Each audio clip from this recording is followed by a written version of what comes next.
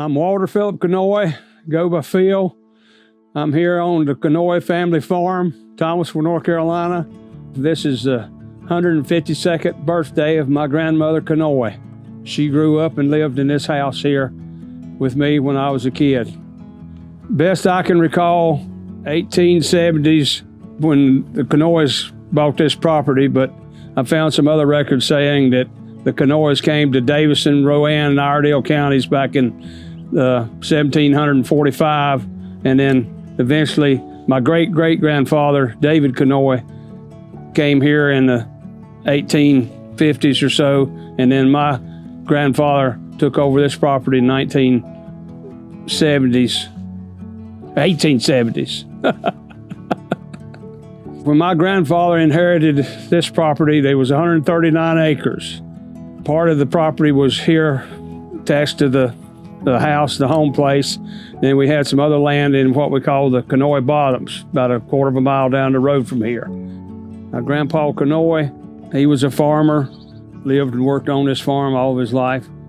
And then when my grandfather died, he divided the land up into two parcels between my daddy and my uncle. My daddy got, I think, approximately 64 acres and the home place, and my uncle got approximately 75 acres. We raised tobacco a long time ago, and we also raised corn and wheat and barley, oats.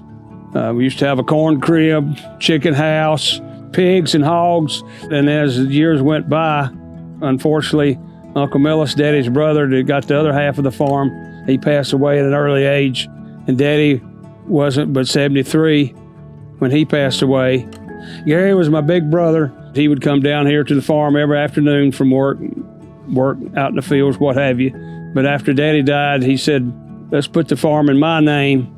You know, if for some reason that something were to happen to him, to avoid having to split the farm up or sell parts of the farm, with the intention, if I don't get married, it'll be left to Gary's 3 children and family. Gary's children approached me and asked me about the possibility of trying to keep the farm intact. And so they came up with the idea that suggested of having an LLC and keep the farm intact.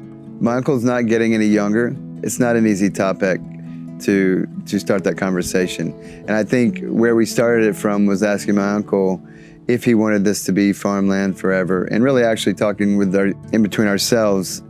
My point of view coming to the table was, if we don't do something about this, this is going to be a cul-de-sac neighborhood, a housing development. We have a farm that's just outside the city limits of Thomasville, North Carolina, and we want to make sure that it's a farm forever. And to do that, we had to get an LLC first to make sure that everything was shored up.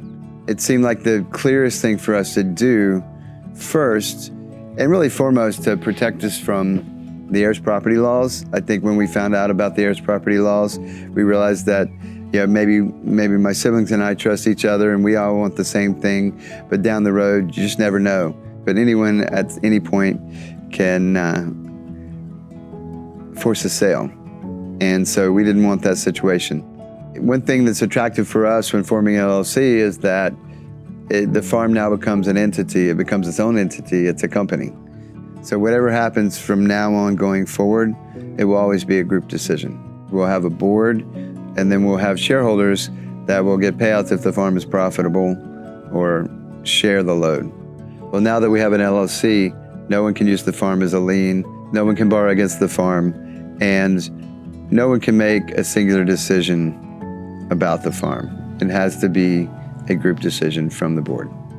In today's world especially, I think it's very important to put your feelings and desires down on paper, and I strongly suggest that you have any amounts of property to keep it intact as much as possible. I know here in North Carolina, especially in our area, we don't have a lot of big farms, but it's sad to see all across the United States farms having to be destroyed because families don't want to farm it anymore or whatever, and then everybody gets greedy and wants to sell and get some money out of it, and then the farm is split up and it just disappears. And so we've lost all the ancestry and heritage parts of those farm properties that we've had that the country grew up on. It just amazes me that this property's been in possession of the same family for over 150 years.